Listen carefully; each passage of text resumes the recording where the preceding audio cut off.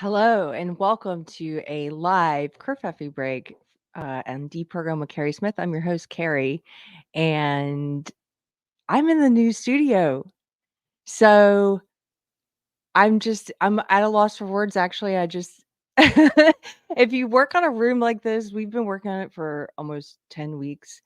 And then when it's finally done, almost done, I say almost done because we're still waiting on an electrician. They're in such high demand. So, the ones that we've scheduled keep canceling on us, and so hopefully we'll have the chandelier installed soon. But, otherwise, this room is almost finished, and we have all this natural light coming in, which is great. I've got these put in these heavy blue velvet curtains that we can close for nighttime streams, and I just want to say thank you to everyone who's supported my channel, who's supported Deprogrammed. You helped this happen. We don't have I don't have a new camera yet. It's a different camera, but it's another like cheapy camera that's got some problems. So we are going to be getting a new camera as well to help increase the production value, and I'm excited about that. But it's all because of you guys, and so I'm very grateful, for the people who support, and I'm very excited to be in our goal was to be in here at the beginning of the year, and we were off by a few weeks, but we did it. I'll just say a couple of quick thank yous to, David Garcia, who is our friend and, works with my husband on music, but he's also a contractor, and he's amazing. He and my husband removed there used to be a chimney behind me, and before you get sad that we took out the chimney, I know it was sad. I contemplated it for a long time, but it had to go. We have another chimney, another fireplace that's double-sided that we've kept that's beautiful, and that's in the music parlor is one side of that one, and then there's another fireplace for that same chimney in the foyer, so we kept that one. We did keep all the bricks. My husband and David removed it took them 4 days to carry all the bricks down from the roof, the second story, this floor, and we've kept all the bricks. We're going to reuse them for something, and we've kept the mantle, which is gorgeous. We're going to reuse it for something as well. But they did all of that work, carrying bricks down in buckets. Then they had to patch the floor, obviously, where the mantle used to be. They took out an exterior door where I guess the family, the only people that ever lived here before us were the original family, and the husband had a home office basically, so there was an exterior door that was pretty cool but not necessary, and we needed the wall space in this room, and so they removed that exterior door, and then David and Anthony sheetrocked those areas. Anthony and I took down all the wallpaper, and then we mudded, sanded, painted the walls, the ceiling. We did, I mean, the mudding and sanding is in my opinion, very difficult. We're getting better at it. We did a better job in this room than we did in the bedroom.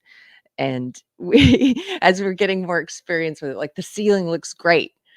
So it was I just look around. Here's the thing, when you do a project this long, it's so frustrating sometimes when you're in the middle of it and it's taking a long time, but when you get to the end of it, it feels so good. It feels like a weight off, and I look around and say, "We did this. We did this. We painted, my husband sanded the floors, I stained them and finished them, and then I caulked, and we did the finishing touches," which is one of my favorite parts, is finding old antique light switch covers and the floor vents, the antique floor vents. You can get them to look the antique style, and those little touches make me very happy. and and so then yeah, we found a bunch of this furniture for cheap. I'll tell you, this is not a home renovation channel, but we are renovating our home. You guys know that if you're regulars. So uh, it, you can find out how to do a lot of this stuff on YouTube. Also, I would recommend working with a friend who's a contractor, like our friend David, because he's shown us a lot of things, how to do things. And then for the furniture, people sometimes think, oh, antiques are very expensive. And sadly, in some ways, it's sad, but a lot of people seem to be unloading a lot of family heirlooms right now for very little price on Facebook Marketplace, and the antique stores are full of amazing stuff right now, the thrift stores. And so if you were looking to furnish a room, if you're looking to redo a room, it's probably not going to cost as much as you think it will if you do a lot of the labor yourself and also you find good deals.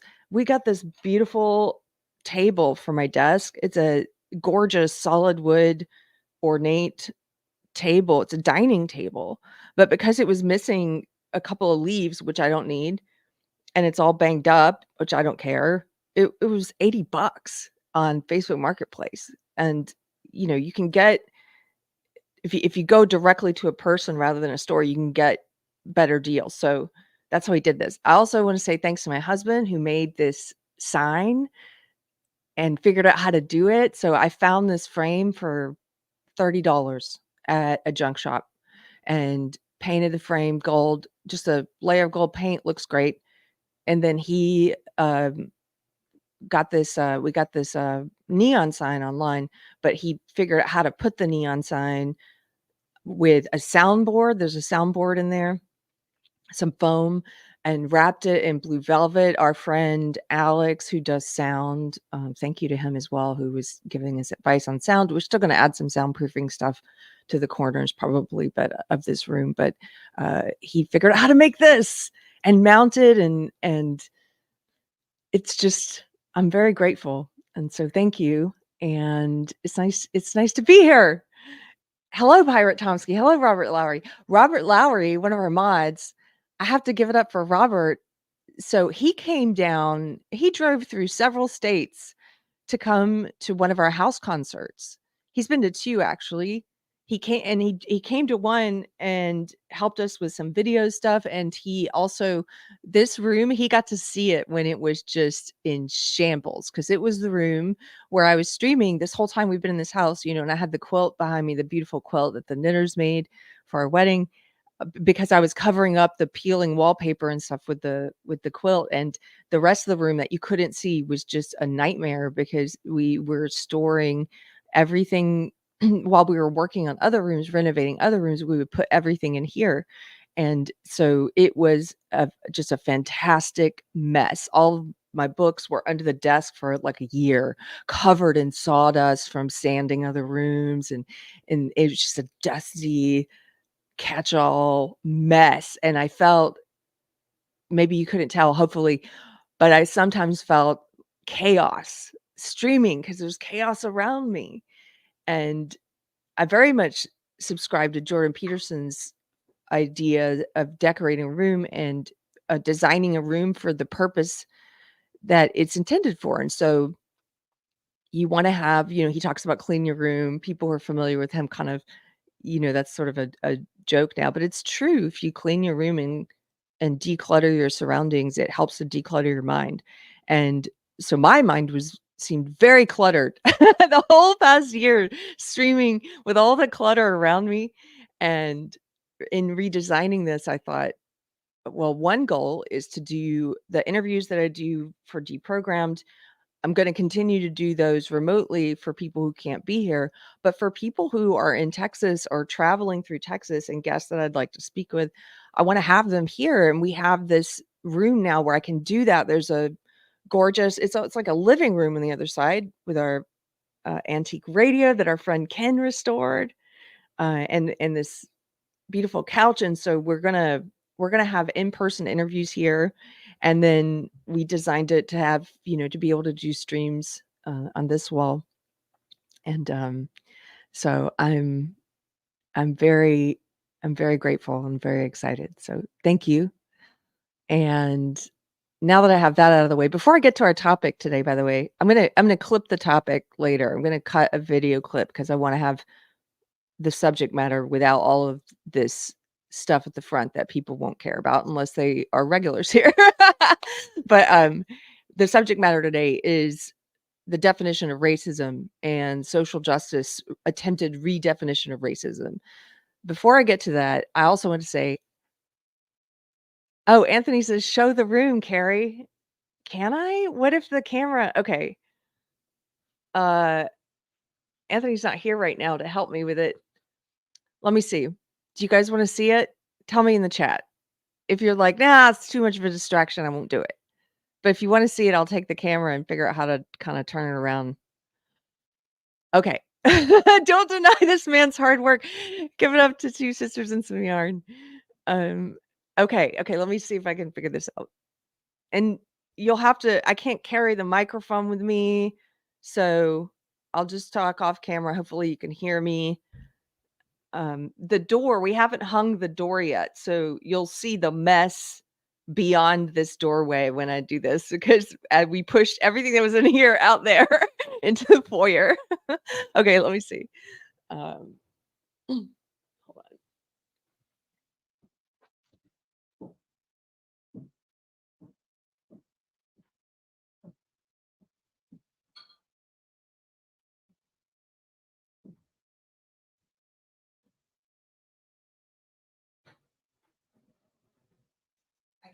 I also can't see what you guys are seeing.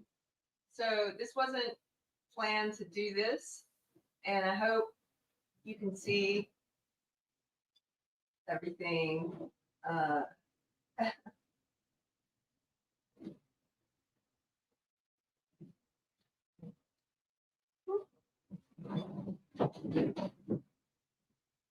there's Tiger.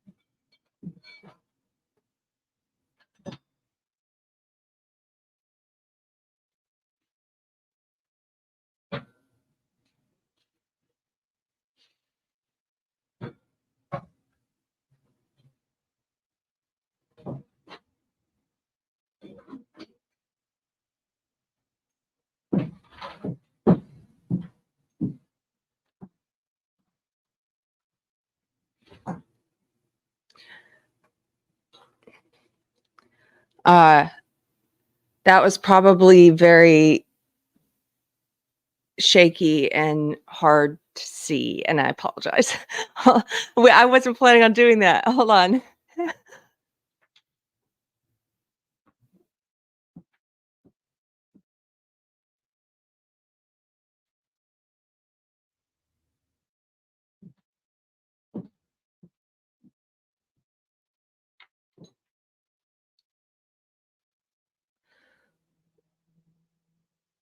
Is that good? Okay. Could you guys see it?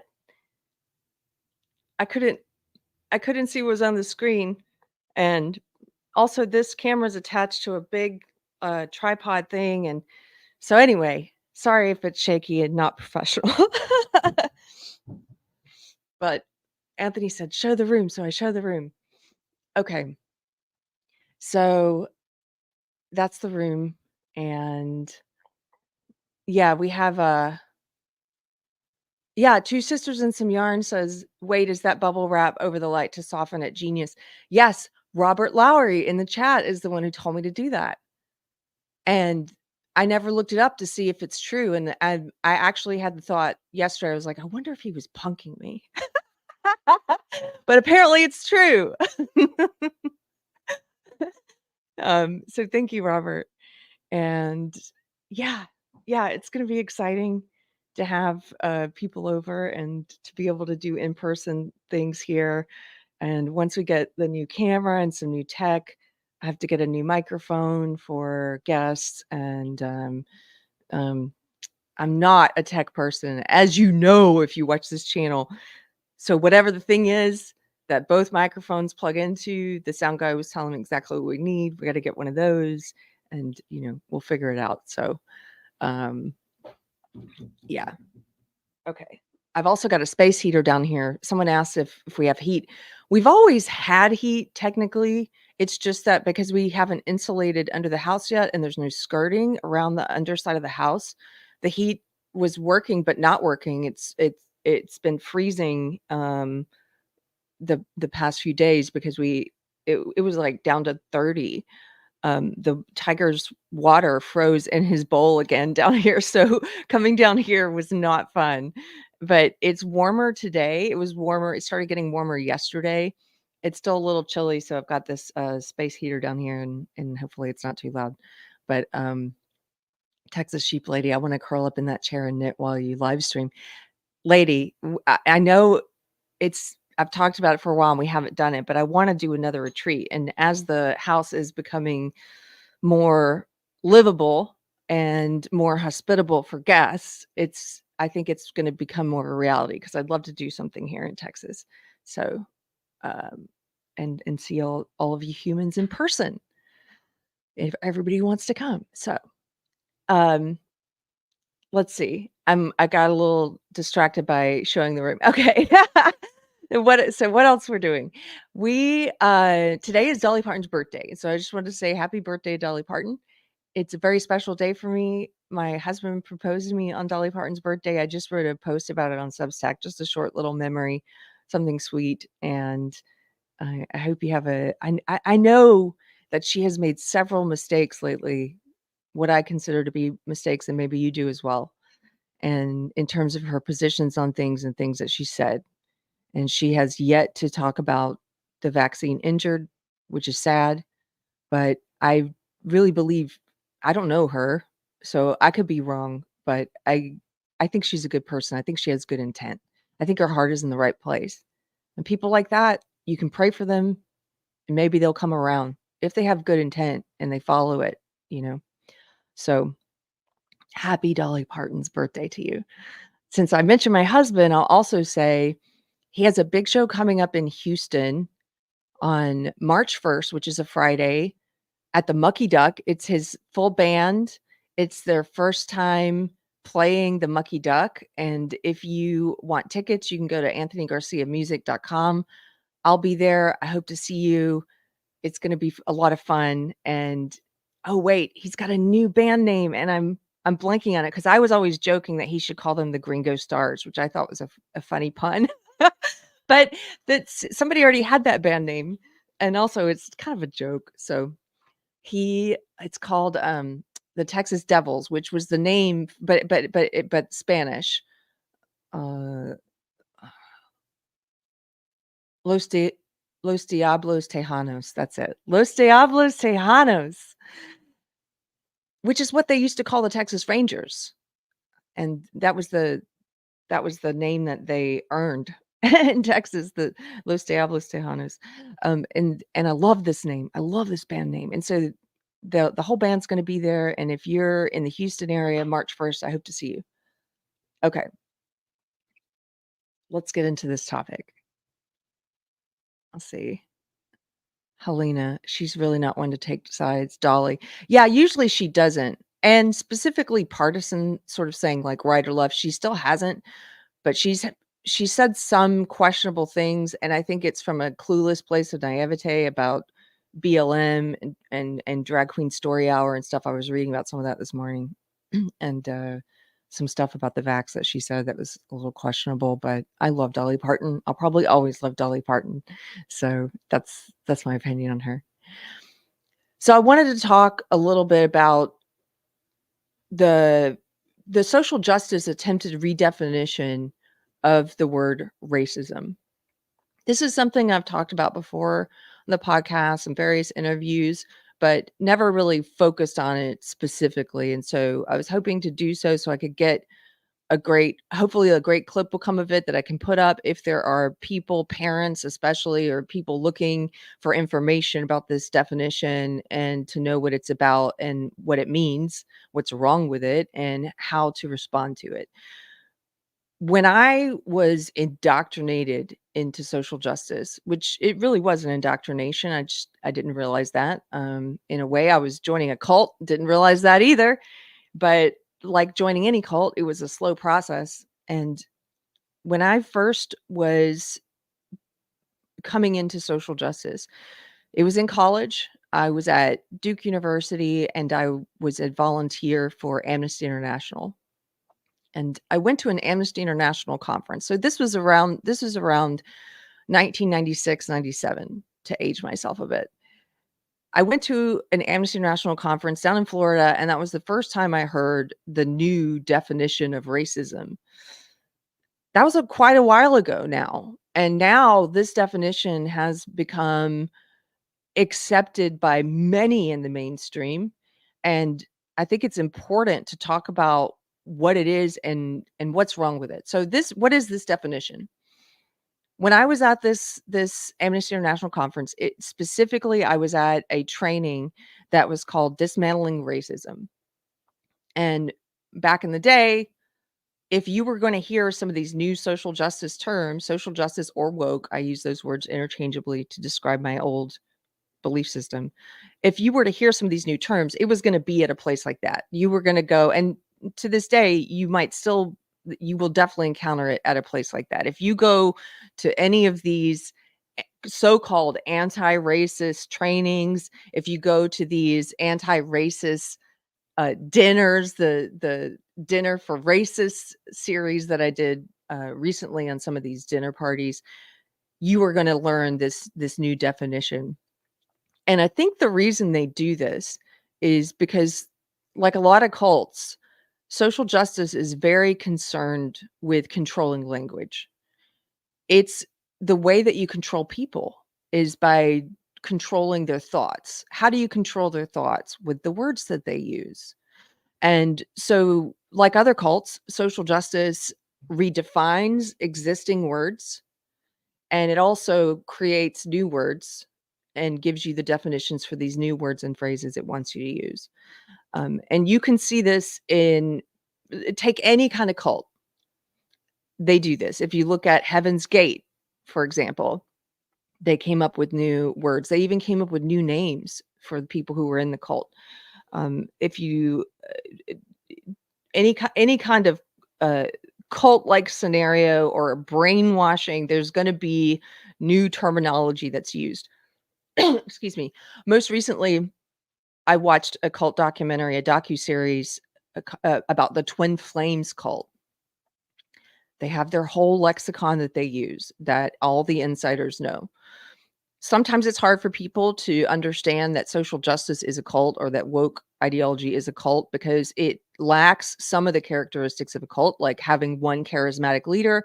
You don't see that. Like you don't see a Jim Jones or a Charlie Manson, and so people think, well, then it must not be a cult because it doesn't. That's one characteristic it lacks. But if you go down the cult checklist, it checks off almost all of the boxes, with the exception of that one, and with the exception of living together in one place. It is a cult ideology, and it does focus on controlling people by controlling their thoughts, by controlling their language.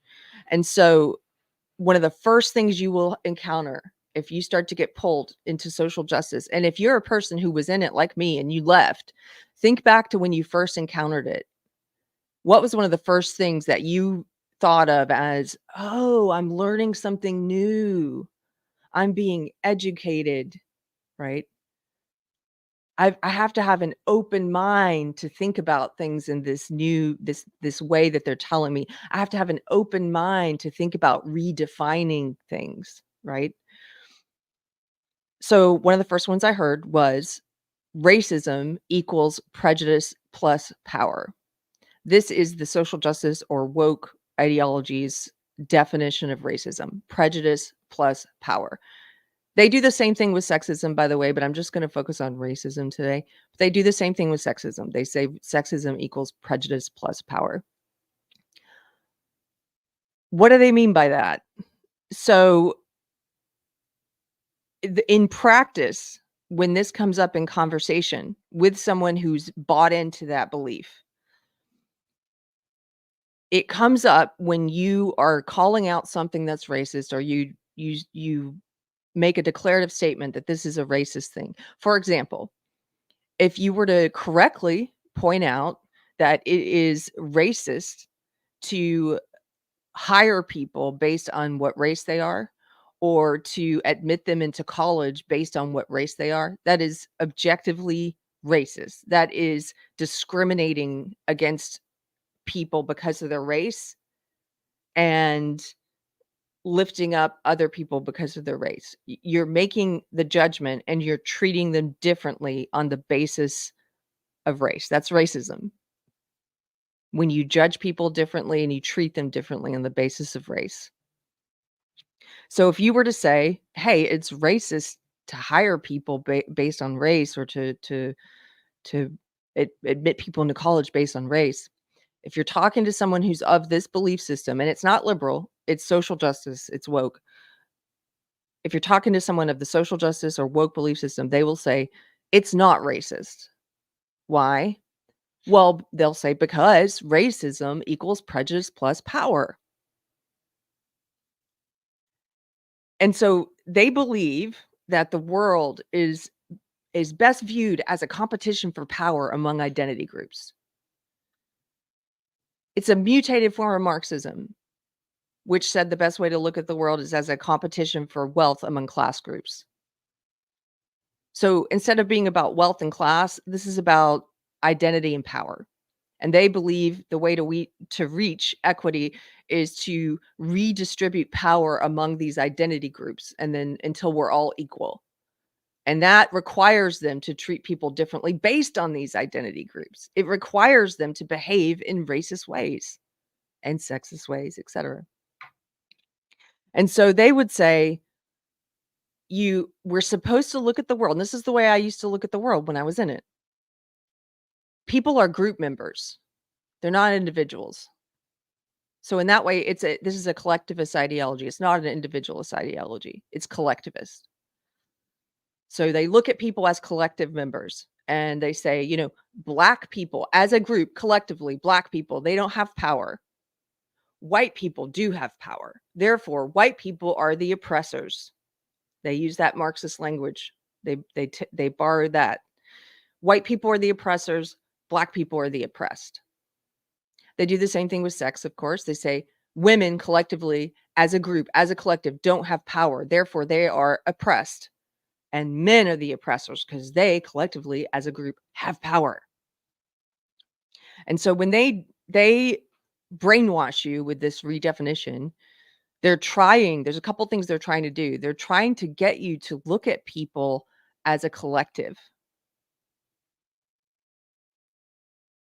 This is why changing language is so important, because if they can do this, you will start to view people that way as group members. And it affects your behavior. You will start to treat people differently based on what race they are. Because you're not viewing them as an individual, you're viewing them as a group member.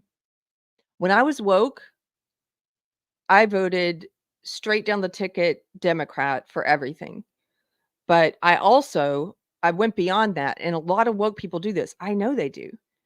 If there were two people running against each other, this happened for me when I lived in California, and Kamala Harris, I think, was running for something against another woman of color.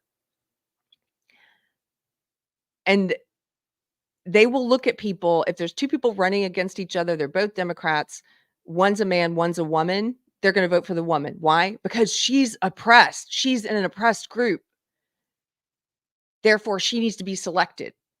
This is how they do it in hiring. This is how they do it in admitting people to college. We need to help this group, women, right? If it's a white woman running against a black woman, well, they're both women. So how do you pick who you're going to vote for? Well, the black woman, she's more oppressed. They call this intersectionality.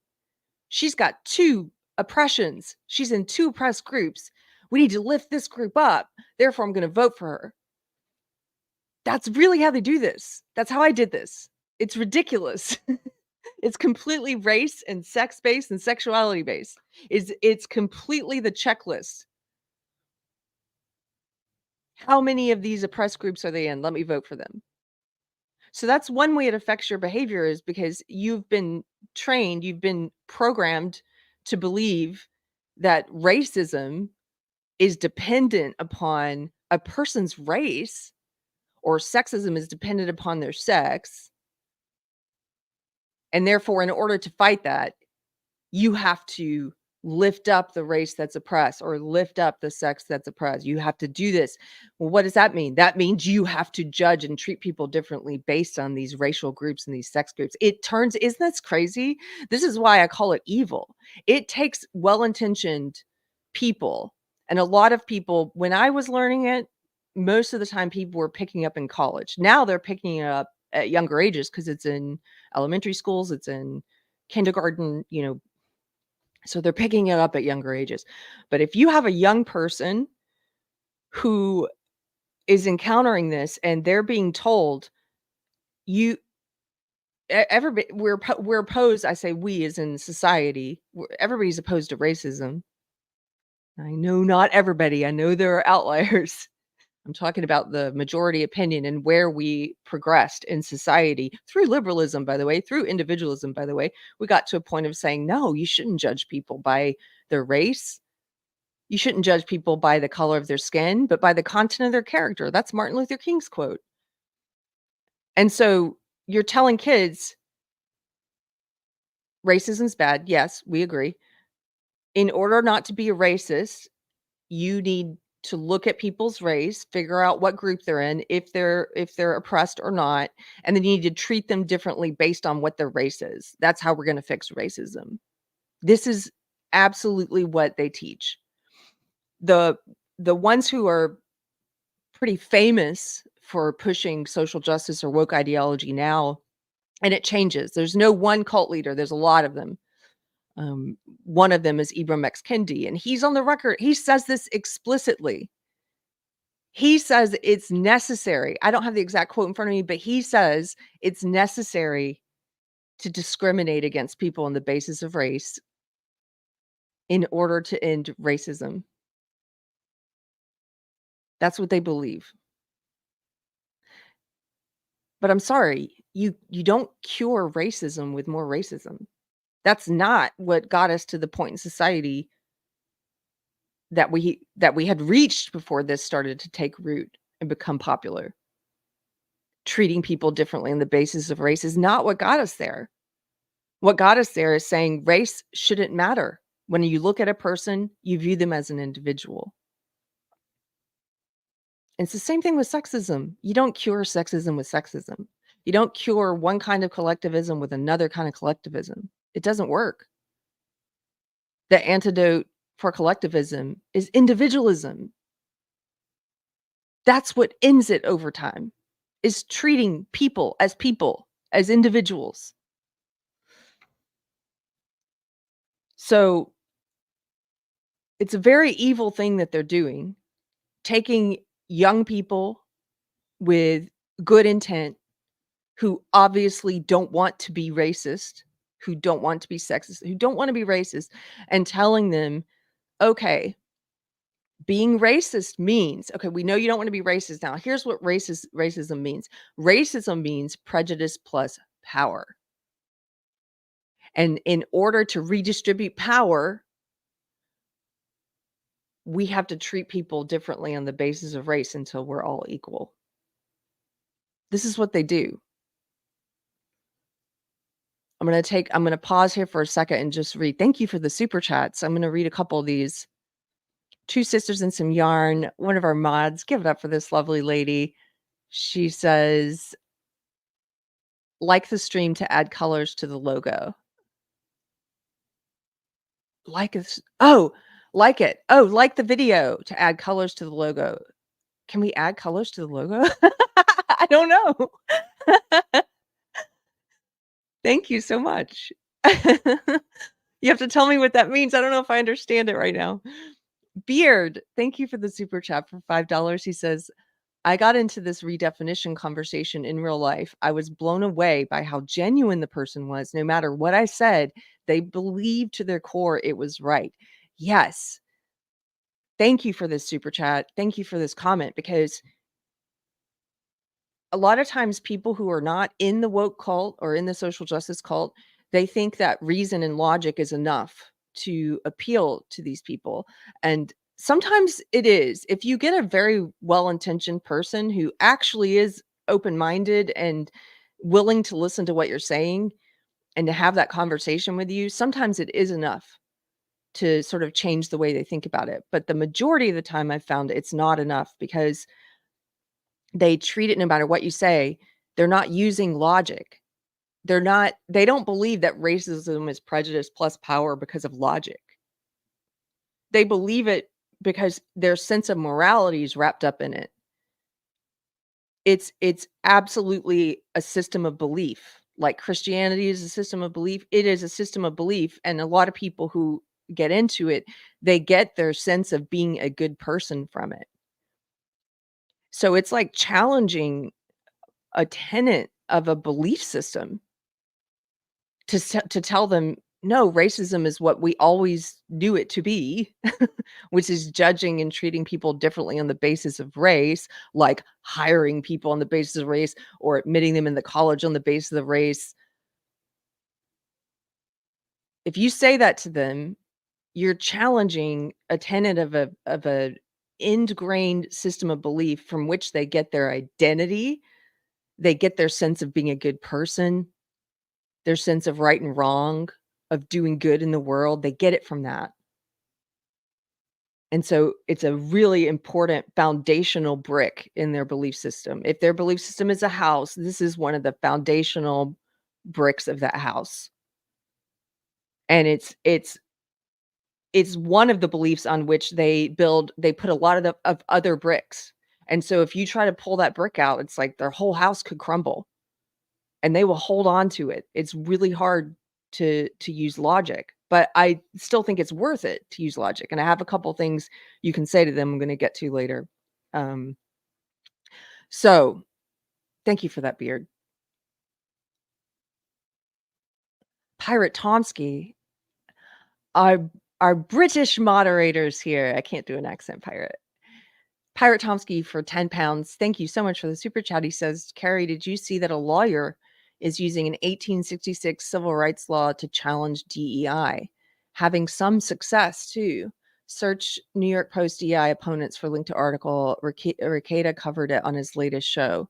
No, I had not heard that. Let me see. New York Post DEI opponents. Hold on. Let me look that up. I might pull that up later. Because that's exactly what should be used.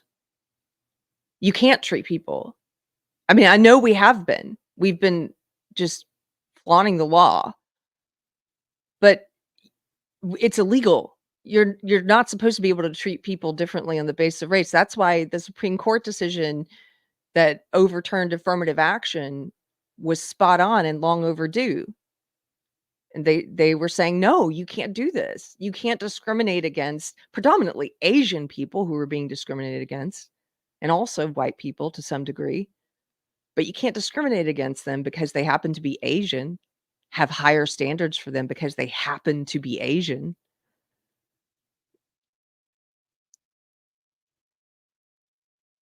B. Allen, thank you for the super chat for 4.99. B. Allen says, "America's real problem is systemic leftism." Yeah, it is. That's our current problem. Our problems change over time. It's not always been our biggest problem. It is currently our biggest problem. I completely agree.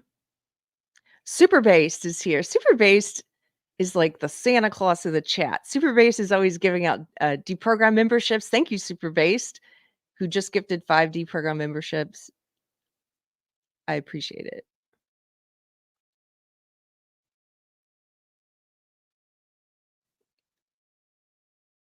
Okay. Okay, so let's continue with this. So if you here's one of the things I like to ask people. Speaking of Beard's comment and um him saying, hold on, let me just make a note so I don't forget this. Things to ask.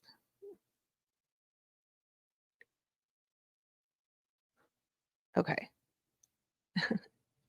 There's two things I like to ask people who have bought in to this idea that wait, before I get to the 2 things. This is important. This comes first. I'm sorry, I'm a little scattered. Okay. If you ask them why first. Why? Why do we need to redefine racism? Why do we need to redefine it this way and say it's prejudice plus power? They will tell you because systemic racism or institutionalized racism, they use those phrases interchangeably. They will say we need something to be able to talk about systemic racism that affects groups of people, stuff that's built into the system. They also call it institutionalized racism, racism that's built into the system, that's not an individual act of racial prejudice and action, but something that's baked in. An example of systemic racism, obviously, would be in the US, for example, Black people didn't have voting rights for a long time. Women didn't have voting rights, things like that. Um, you'll notice we've corrected those things, in my opinion, through liberalism, and individualism is what led us to that place of saying, yes, of course, we need to treat people as individuals. Um, but that's an example of systemic racism. They go further and they use that phrase now to describe things that are not necessarily systemic racism, but they use it as a blanket term for any disproportionate uh, statistic.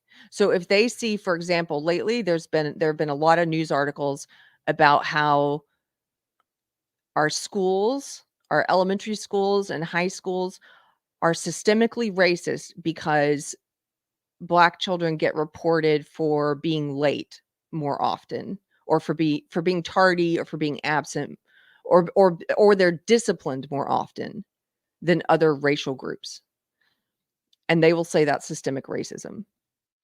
They don't look for other causes. There's no investigation of why this might be happening and what are the multiple factors that are playing into it. No, it's just the system is racist. Even if you believe them and you're not an open-minded person and you're not curious about actually figuring out what's going on and what are the multiple barriers, multiple um, variants there, the things that variables, sorry, multiple variables that lead to that. Even if you believe them that this is systemic racism, what I usually say to them is, why do we need to replace the phrase systemic racism with this new definition of racism? Like if you're saying to me, we need to redefine racism because we need something to be able to call systemic racism. You already have the phrase. You just used it. Systemic racism. You just used it. If they say this to you, you will get this a lot. Ask them, why do we need to redefine racism? They will say, because racism is systemic and institutionalized, and we need ways to talk about institutionalized racism. We need ways to talk about systemic racism. You just did. You just talked about it. You just said systemic racism. That was very specific about what you mean. Racism baked into a system, racism baked into an institution. You just said it. So why are you trying to muddy the waters over here and confuse people about what racism itself means and to redefine it to mean something different? That's one of the first things I ask them. Another thing that's good to ask them is, okay, let's say I accept your definition, because they will say, if you see an obvious example, let's say of a white person who's discriminated against because they're white for no other reason, and you point this out to them and you say this is racist. Or if you see something racist online, like there's a lot of stuff on Twitter you can see every day about white people. They say they call white people, the people in social justice, they call it white people, but they'll say, I've seen white people are inherently inferior. This was a BLM leader in Canada who said this, that white people are inherently inferior because we have less melanin. Okay, that's an objectively racist statement. You're making a statement, you're judging people differently, and you're assigning inferiority or superiority to them based on simply what race they're in. So that's an objectively racist statement to say white people are inferior because we have less melanin. Okay. If you point that out to someone, the social justice person will come back to you and say, "It's not racist, it's just prejudice." And they'll say in that equation that they do, racism is prejudice plus power, they'll say it's just the prejudice part. And because white people have institutional power, it's impossible to be racist towards them. You're just being prejudiced towards them. It's different. It's just racial prejudice, okay? So I like to say, "Okay, well, let's accept your definition. Let's say that's just racial prejudice, and it's okay to be racially prejudiced. It's not as bad as racism, right? Because white people have institutional power, so it's impossible to be racist towards them with this new definition. It's just racial prejudice." So I like to ask them, at what measurable end goal will we reach equality, racial equality enough so that now, if everything's equal now among groups, across groups, it's all equal. That's what you're working towards, right? That's what these social justice people say they're working towards. At what measurable end goal will we know that we've reached equality? That's number one. They don't know. They've never thought about it. How will we determine? How will we determine now that everything is equal among races? How do we measure that? So if that's what we're working towards, we have to know how to measure it and know if it's occurred. So how do we measure that? And they're usually, I mean, you're gonna get some very creative answers or some anger maybe, or maybe you'll get that once in a blue moon, open-minded person who's very sincere, who thinks about it and tries to give you an answer. But they've oftentimes never thought about it before. And so then I ask them, okay, well, let's say we've reached that measurable end goal. We're at that place where all of the races are equal now, all the races are equal as groups. We have equal power. Now, how do you roll back this definition that you've done? How do you roll back the idea that you've implanted in generations of children that it's impossible to be racist towards a certain race or certain races, that it's impossible to be racist towards them? How do you roll that back now? Because now you've indoctrinated generations of children to believe that racism is dependent upon a person's race. How do you change that now? Is there an announcement that happens? I'm serious. I know it sounds funny, but how do you change that? Because now you have people who've grown into adults with this belief that it's impossible to be racist towards white people. You can say whatever racist thing you want. It's just racial prejudice. It's impossible. You can do whatever kind of racist discrimination you want. It's okay. It's just prejudice. It's just racial prejudice. How do you put that out into the world now? Okay, stop. Everybody stop the racial prejudice against white people. We've now reached equality. We've reached equality, and now all racial prejudice is wrong. Now it's all racism again. How do you do that? They don't know. They've never thought about this. They don't know what the measurable end goal is, and they don't know how to deprogram people once we reach it. The other question I like to ask them, so this is 4 questions now. The 4th question I like to ask them is to do a thought experiment with me. What what are the possible dangers of teaching young children that it's impossible to be racist towards a certain race or sexist towards a certain sex. But what are the possible dangers that you think with me for a second, do a thought experiment, extrapolate out, and look back in history at other examples and think about, could you ever envision a future where collectively as a society we realize this was a bad idea, where something very bad happens towards that race that you've told children it's impossible to be racist towards, where something very bad happens, where attitudes are sort of ambivalent and don't view it as racism. So it's necessary, right? It's necessary because we have to reach equality. So we've got to treat this race this way. We've got to discriminate against them. Think about it. Asians going to college, for example. We've got to do it. We've got to treat them differently if they're Asian. We've got to require test scores way beyond other applicants we're admitting because there's too many of them getting in. There's too many of them with high test scores, so we've got to do it to reach equality.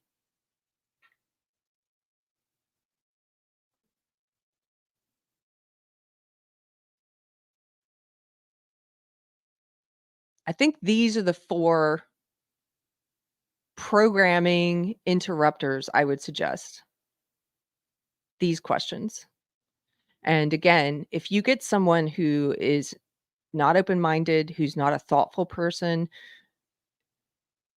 these may not you may not make any headway with these. It's gonna make them angry because they feel threatened. If you get that kind of person, their ideology, social justice, this belief system is who they are, it's how they define themselves, it's how they look at the world, and you are attacking a part of that, but they don't view it as an attack simply on their beliefs, as something separate than them, their belief. They view it as an attack on themselves. It's part of their identity. This is how they see themselves as a good person, and you're saying this is bad. This belief is bad and wrong. And so they view that as, she's saying I'm wrong. She's saying I'm bad. And if you get that kind of person, they're going to be defensive. They're going to get angry. They're going to feel like you personally attacked them. And they'll probably lob an actual personal attack at you. They'll probably actually personally attack you, use some kind of ad hominem, attack who you are as a person because they feel personally attacked. If that happens, I try as a last ditch effort to point out, I didn't personally attack you. Why are you personally attacking me? I attacked your belief system. I'm criticizing your ideas. That's not who you are.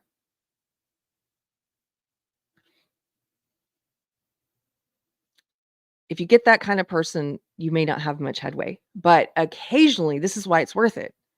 And I've had lots of these conversations. Occasionally, you will get an actual open-minded an actual liberal who has been pulled into social justice like I was and who has confused it for liberalism and is all messed up here. I wouldn't say that to their face. I wouldn't say that to them. That'll end a conversation if you tell them you're all messed up. But you'll get someone who's just misguided, but they're actually open-minded and they're sincere. Occasionally, you'll get this kind of person. And if you ask them these programming interrupting questions, you'll get the wheels turning. Even if you don't see the fruits of that in that conversation right then in that moment, you may see the fruits later because you've planted a seed and now they're now thinking about it. This is why it's worth it, I think, to use logic, even when you're talking to people whose belief system's not based in logic. If you get that kind of open-minded person who's severely misguided, who's brainwashed like I was, it also helps in how you approach them and how you present the facts, how you present these questions, and you can't talk down to them. Don't talk down to them because that's only going to inspire contempt. And what is your purpose then? Are you gonna change a mind if you're talking down to them? No. I won't use sarcasm or mockery to a person unless they're the first type, where there's no hope and they're throwing ad hominems at me and it's going sure. I'll pull out the tool of mockery at that point. But if you don't know who you're talking to at the beginning. And if you get an actual open-minded person who's misguided, who's brainwashed into social justice ideology, you cannot start the conversation with mockery or contempt. You can't. And so it's best to err on the side of treating them in good faith, even if they're not treating you that way. And I usually give them a few opportunities. The first few times someone lobs an ad hominem back at me or is rude to me and that kind of, I'll still treat them in good faith. I won't lob an ad hominem back at them. I'll point out what they did. I'll say, "Hey, you personally attacked me. I didn't personally attack you." Because it's still possible you might short circuit that. You might have that soul to soul, human human interaction with them. So I'll give them a couple tries usually before I'm like, "Okay, I guess we're just in the mockery stage of this conversation." Done, right? But if you've experienced this, if you've had these conversations and you've experienced actually seeing a person and them seeing you and being able to hear one another and maybe planting that seed for later is beautiful, and it's worth it to stumble through 1,000 of the terrible fake conversations because the person's not present and they're not there and they don't have good intent or whatever, stumble through those to get to that one open-minded person.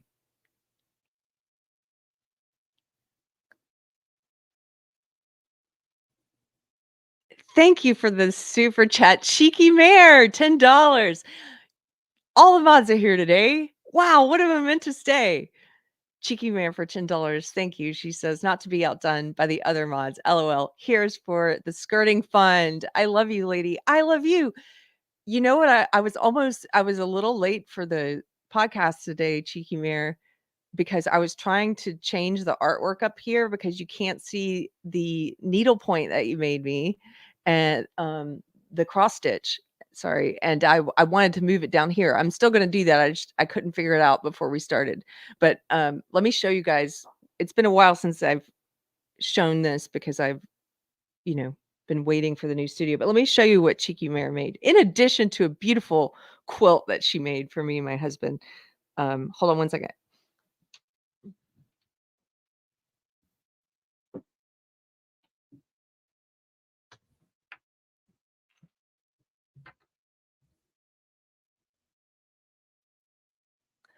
I'm going to rearrange it so this is hanging in frame. Not today, Joy Eater, she made, which I love. This is gonna be the motto for the Deprogrammed. Not letting people eat your joy. And you know the people I'm talking about, the resentful people, the people who get off on maliciously creating misery in others because they wanna see people as miserable as they are. Not today, Joy Eater. It's beautiful. I love it. Anyway. Thank you very much. This is also, like, I know I did thank yous at the beginning, but there's so many people to thank for so many beautiful things. This Orthodox icon of Jesus here, my friend Tatiana gave me that. I don't know if she's in the chat today. I haven't seen her today, but she sent me this a while back when I was in the other house. I absolutely love it. And Nicole of the Mountain People. Do you guys remember Nicole the Mountain People?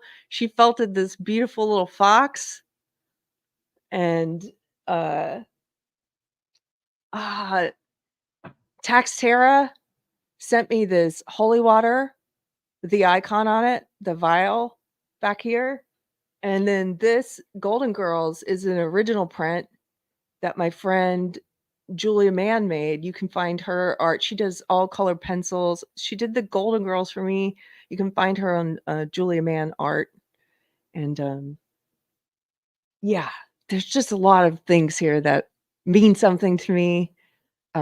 This hurricane lamp. This is also called a Gone with the Wind lamp.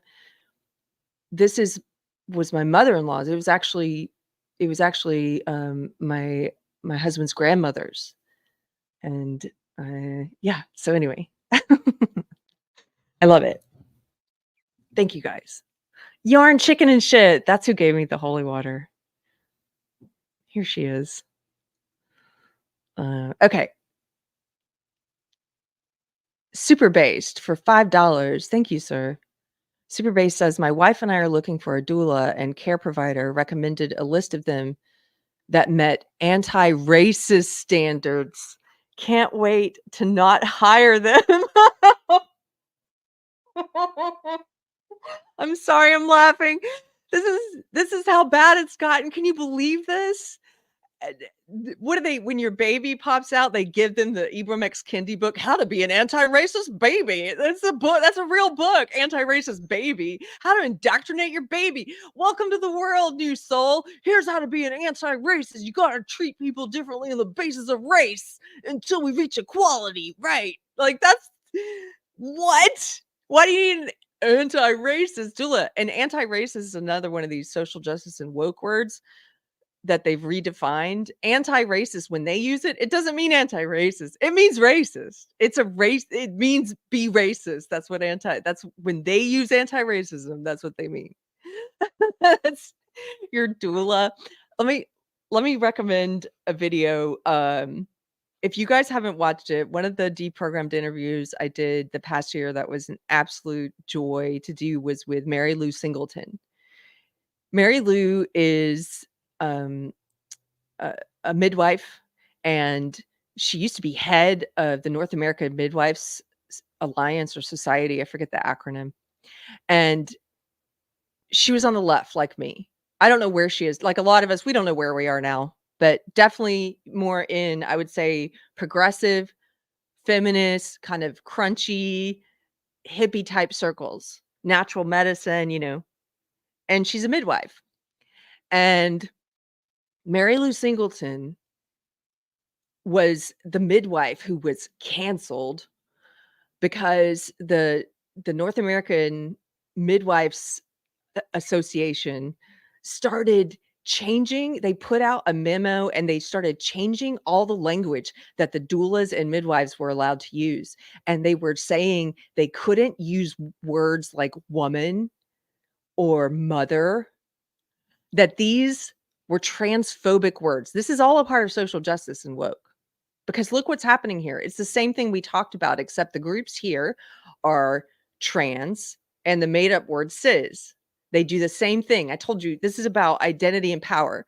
So they divide everyone into identity groups and they figure out which of these identity groups are oppressed and which are the oppressors. And so when it comes to trans identity, like with race, they say, oh, trans people are the oppressed. And people who are not trans, who they've made up this word cis, people who are cis are the oppressors. And so we have to treat trans people differently and treat cis people differently until we reach equality. They do the same thing across every measurement of identity. And so the North American Midwives Association said it is transphobic to use the words woman and mother. And so from now on, all the midwives and doulas, they have to use, um, oh gosh, birthing person. This is the birthing person language. I'm not kidding. And Mary Lou Singleton, this brave, based, lefty, progressive, she wrote an open letter this badass open letter challenging this and talking about how ridiculous it was. She was not gonna be doing this, and she was canceled from that community, canceled, you know? I got to interview her about this, and I highly recommend that interview. If you don't know who she is, she's someone to know, and if you ever need resources in that area, natural medicine, a doula, midwife, stuff like that, she's a great resource and a person to follow, a person to ask. Mary Lou Singleton, look her up.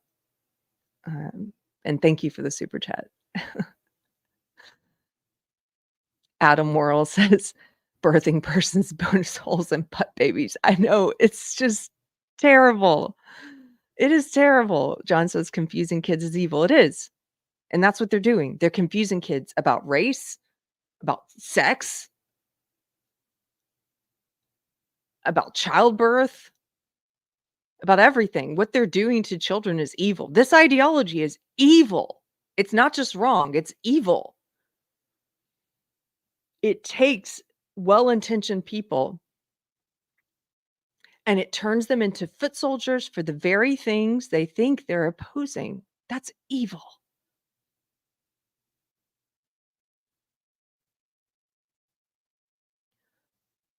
Another thing I like to say if you're in a conversation about this subject, you will see them if you're talking about the things, if you're saying the kind of things I'm saying in this video, you will sometimes get comments in person and online where social justice people say, reverse racism isn't real. Reverse racism isn't real.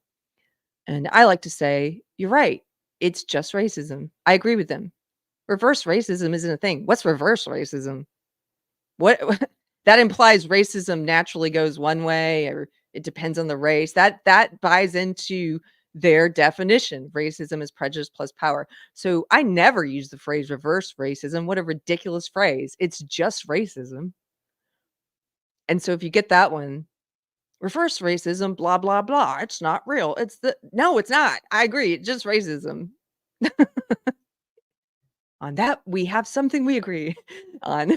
And that's always funny when they're like, wait, I don't want to agree with you on anything. Yes, reverse racism is racism, age. It's the same thing. B. Allen says, so that is your grand birthing person in law's lamp. Yes. This is my grand birthing person in law's lamp. That's what that is. Okay. I think that's all I wanted to say on this topic for today. I had a video queued up, but I'm going to do something else with this video. It'll be a surprise. And I'll keep this short and sweet. Hopefully I got something I can cobble some kind of clip together out of it or and put up something more succinct that gets to the idea of what I'm saying. Thank you, Mitch. That's my point exactly. Don't let them define it as reverse racism. Never use their language. Never. I never use that phrase. It's ridiculous.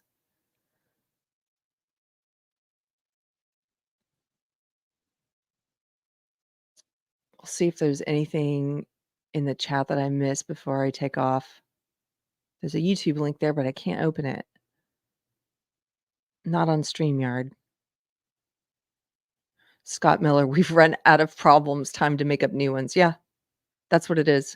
I mean, there are so many layers to this. I mean, microaggressions, that's one of their made up words. So they redefine words, existing words like racism to change the way you think, to short circuit your brain. So when you encounter racism, something racist in the ideology, which you will towards white people, you go, oh, but it's okay because I have learned it is not racism, it's prejudice. Like that's why they do it, to change the way you think. How do you get people young, well-intentioned people who oppose racism, how do you get them to support racist discrimination, racist language? How do you get them to do that? You have to redefine what racism is. That's why they do it. And so racism is one of the words they've redefined, but they come up with new words like intersectionality. They've come up with this word microaggressions. It's like, talk about a made up problem. Microaggressions. Some of the things that social justice woke cultists will say are microaggressions. You've probably heard some of these. If you, uh, oh my gosh, here's one. If you compliment a Black woman's hair or hairstyle, they will often say that's a microaggression. You're focusing too much on her hair and never ask to touch her hair. That's the biggest microaggression related to hair. How dare you? You obviously meant a racism. You did a racism to me. They call it a microaggression. If you ask a person who happens to not be white where they're from, they view that as a microaggression. That's race. You did a racism. It's a microaggression. It may not seem big, but it's big. It's a part of systemic racism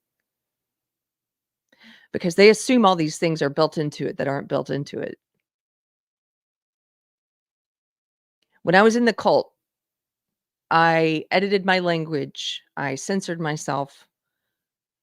It's basically like you have an internal social justice or woke censor, and everything you say, you run it through that filter first and make sure you don't do a microaggression or you say something you don't mean, right? Like spirit animal, they decided the phrase spirit animal at some point, they decided that's racist. That's a microaggression. It's culturally appropriating a Native American idea. There was a while where that was a fad where everyone in the woke world was like using that expression. And then it changed overnight, and it was like, "No, this is now on the naughty list." And I remember the moment I saw this happen was on one of the first time I saw it happen, because 'cause I've seen it a lot since then, but somebody in my woke cult on Facebook had posted something about how they loved Elizabeth Warren. They said, "She's my spirit animal," and everyone piled on. "How dare you? You're culturally appropriating Native American language. It's a microaggression. It's racist." This person ended up genuflecting and apologizing and begging forgiveness as they do. Wasn't enough. It never is. And so when you see that, the purpose of that, like in a cult, when that kind of mob behavior, cancellation, cancel culture, which is a part of what they do, it's part of how they behave. The purpose of that is not just to chastise the person they're trying to cancel or punish, but it's also to make an example of them. So everyone watching, including me, was like, "Okay, don't say spirit animal. That's now bad." Right? That's a racism. That's a microaggression. So I had been programmed in that cult to censor myself, and it was killing, it was suffocating my natural curiosity, my natural affinity for others, and my desire to know people as individuals. Why do you think they might do that? You'll never get to truly know a person if you are in this woke cult, in the social justice cult, because you view people as collectives. This is why so many of the white women who are woke and in social justice, they go on forums. I've seen it. They ask, "How can I make friends with women of color? They won't be my friend." Because you're viewing them as women of color, because you see them and you're like, in this ideology, you're like, "There is a Black person, would like to be friends with her. What things can I ask and not ask? I can't ask where you're from." Like, you're treating them differently. It's so sad. It's so sad. It teaches you to look at them differently and treat them differently. It teaches you to be a racist in the name of being an anti-racist. It's crazy. And so I was doing that when I was in that cult. I got to that place. I naturally I talk to people unless I'm having an introverted day. There are some days I don't. But I get it and people talk to me. I have one of those faces or something. People will come up and start talking to me about all kinds of things. My husband laughs about it. Like all kinds of personal things too, or problems. So like, you know, I have the bartender face. And when I was in the woke world, I would like snuff part of that out. If I got in a cab with someone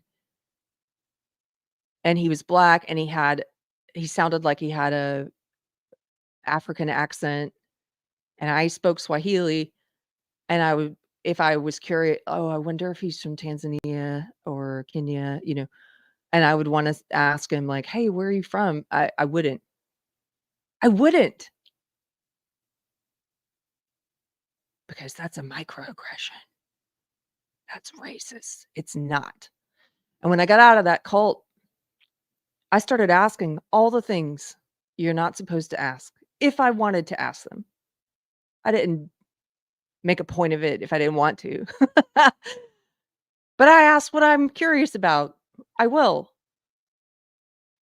I treat people as individuals. That's who they are, and I can't tell you how many amazing conversations I've had with cab drivers who I asked where you're from, and then get to learn all about their life and share things in common, and they ask me questions about where I'm from, and we talk about all kinds of things, and I wouldn't have half of those conversations. I wouldn't have any of them probably if I was censoring myself in that woke world because that is a black person. I can't ask them where they're from. I can ask the white person, but not the black person, right? So stupid. Don't do this to people. Don't reduce people to that, to what their race is. Don't treat them differently than you would a white person because they're black or because they're Latino or Asian. Don't treat them differently. Don't you see if you're on the left and you're hate watching this, I mean, don't you see how it's turning you into the thing you think you're opposing, the thing that you hate? No wonder you can't make real connections, like real connections. I'm not talking about allies. Social justice people, they don't have friends, they have allies. And when you're in that world, you got a bunch of tenuous ally connections and man, if your ideology changes you know you're gonna lose them. If you don't act the right way and censor yourself and say the right words and the right definitions, that person that you call a friend could be the first one piling on you. That's not a friend. That's an ally. That's a political, ideological ally. And if you are listening from the left and you're in that world and you're one of these white women, I've seen lots of you online asking this question, why can't I make any friends with people, women of color? But what doesn't it, does this not make sense to you? You're not going to have real friendships with people if you're not looking at them as full people. And unfortunately, you're in an ideology that's teaching you that this is the correct, morally correct thing to do, to look at them as racial group members and treat them differently.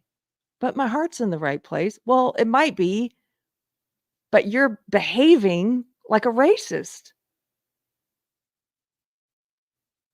And probably the only people that you call friends who are women of color, this coveted demographic you want to make friends with, they're in that cult with you. And they're your friend as long as you say the cult things. That sucks. It's sad. And you're suffocating a part of yourself. And you're extinguishing the possibility of real friendship and getting to know people because you censor the way you talk to people based on what race they are. Don't do it. Beard, thank you for the super chat for $10. Beard says, in the conversation, they said black only isn't racist, but white only is. Yes, that's what they believe. They believe it's impossible to be racist towards white people. And they also believe it's impossible for black people to be racist towards anyone. If you are in one of the groups they call oppressed, if you're black, if you're Latino, if you're Asian, they say it's impossible for you to be racist towards anyone. It can't happen. They say that. They do the same thing about sex. It's impossible for me, a woman, to be sexist. It's impossible. When asked, quote, "If blacks have all the power in the US, would it be would it be racist then?" They said no. Wait, so even according to their definition, Beard, isn't that funny? This is how when you start asking questions, you're gonna get weird answers. They're like, "Racism equals prejudice plus power, and black people have no power. Therefore, it's impossible for black people to be racist towards anyone." Okay, well, what if they had all the power? It's still impossible, even if they have all the power. When asked why, they said because blacks didn't have power before. Oh, okay. Lunatic. Lunatic. I'm sorry, it's sad. These people, they're completely brainwashed. They will literally say anything to win, says Mitch. Yes, they will.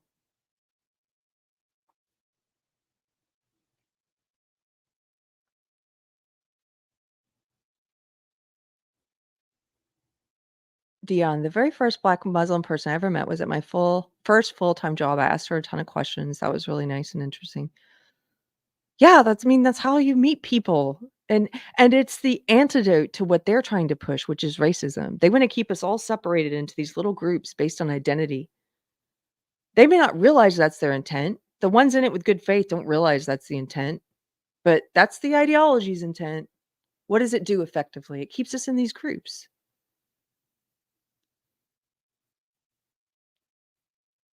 If you can't make true friendships across race or sex or identity group because you're in an ideology that has you view people by what group they're in and treat them differently based on the group, well, you're never gonna break down these divisions ever. That's the goal of the ideology. And according to woke and social justice, racism will never end. They don't want it to end. Do you think Ibram X. Kendi wants it to end? Or any of the other woke social justice high priests and priestesses in the movement? Robin DiAngelo? No.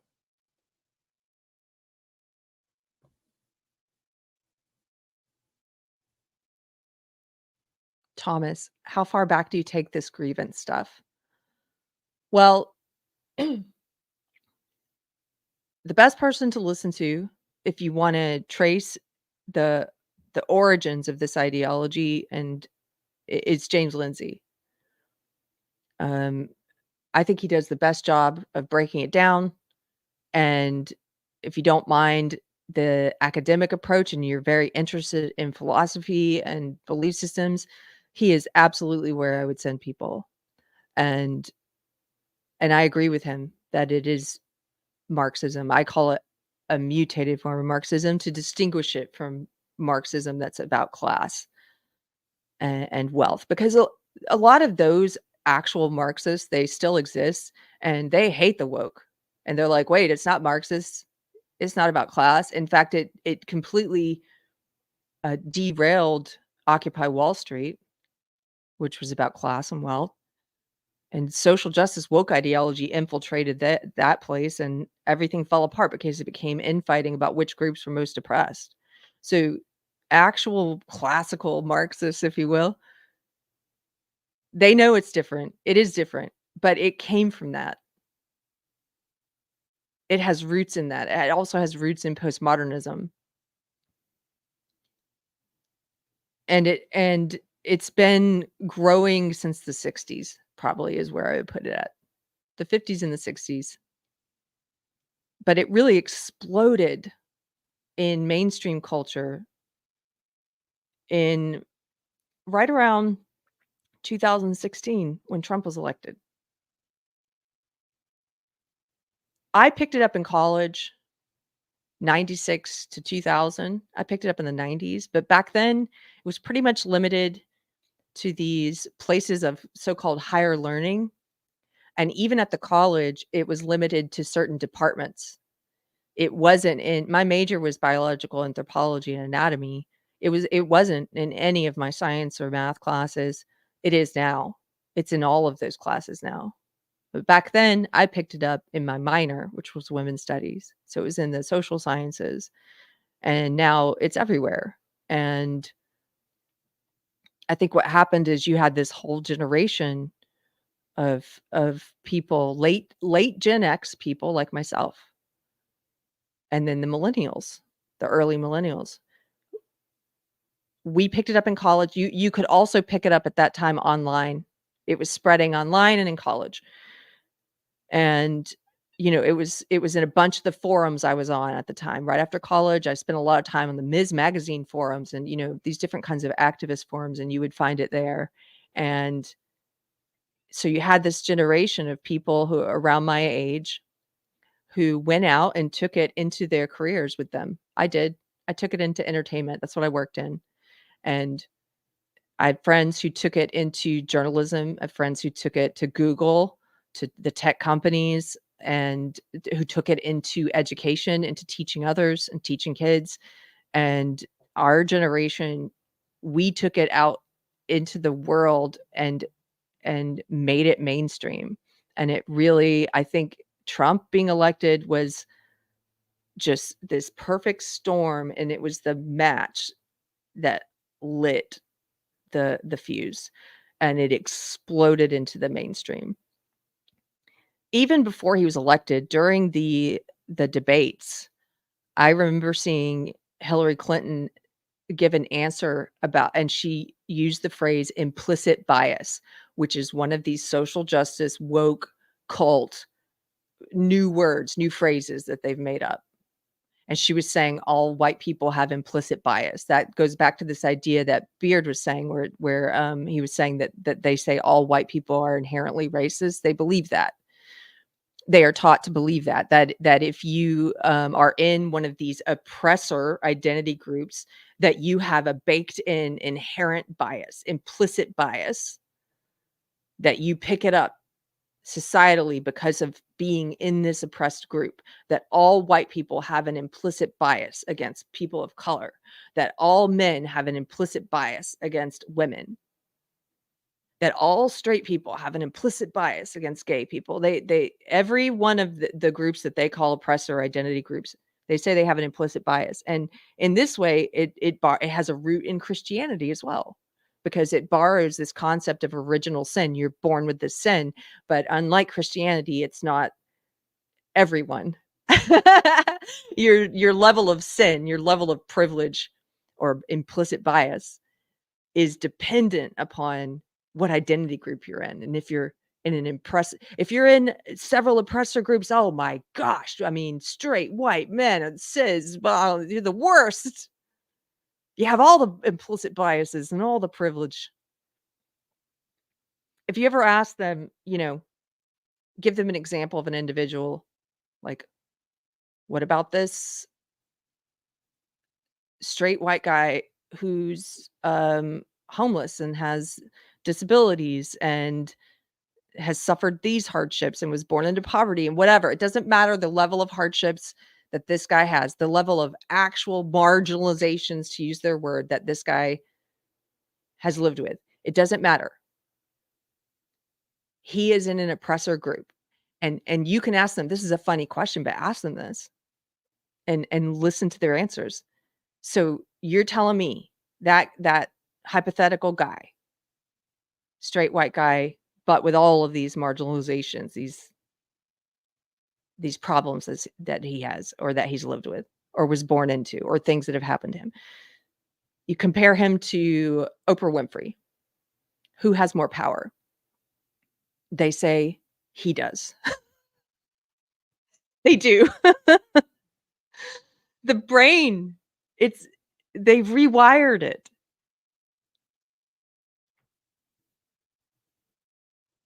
They say he has more power. When they would tell me as a woman, so when I was in this ideology, I was trained to believe that I, as a woman, could not be sexist. It's impossible. Why? Because I'm in an oppressed group when it comes to sex. I can't be sexist. I can be prejudiced towards men, but not sexist, right? Once I got out of it and I was thinking about this and how they define everything based on identity group and power, and I was like, they completely discount. I mean, again, because it's not individualism, it's a kind of collectivism. They don't look at individual power, individual nothing. You're not an individual. So I would say to them, like, well, when I've had conversations since then where it's like, I owned my own business. My partner and I, both women, we had our own company. We managed comedians and musicians. I got to choose which comedians I managed. I got to choose who I hired. And I actually did have a prejudice against straight white guys. I managed one straight white guy, but he performed as a woman.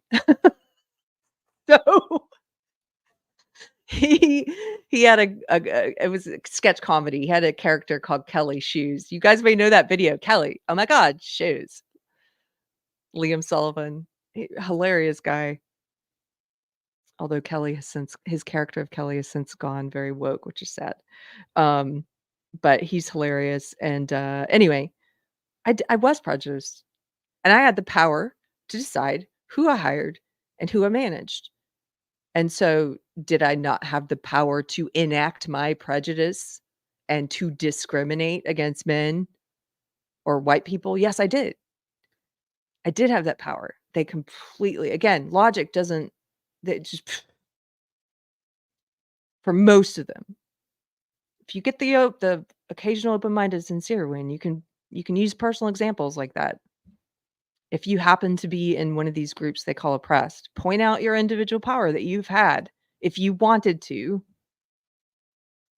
enact any prejudice you might hold.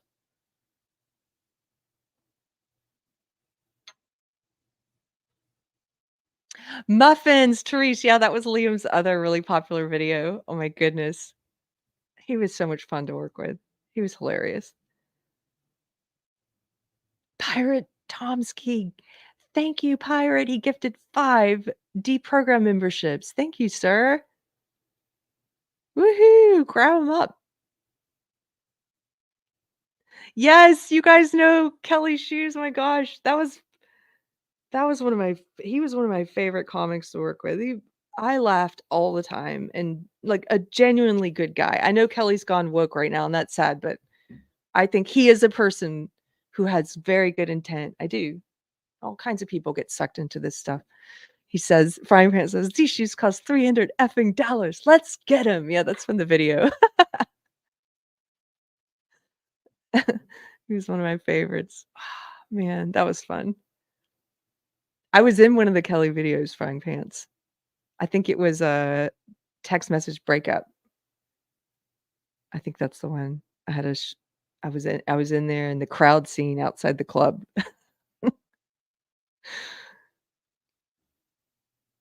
Russ Williams, there's still a huge demand for comedy. Look at how Ricky Gervais and Dave Chappelle tore up the Netflix rankings at the start of 2024.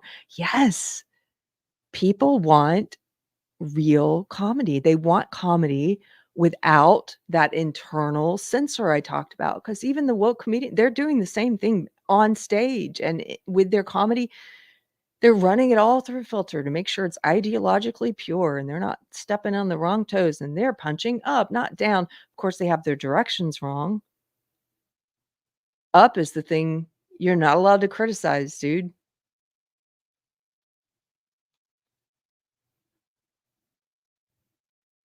Dion, so true. Comedy is truth. Yes, it is. And woke is anti-truth. Yes, God gave us humor. It's truth. The best comedy, it's truth.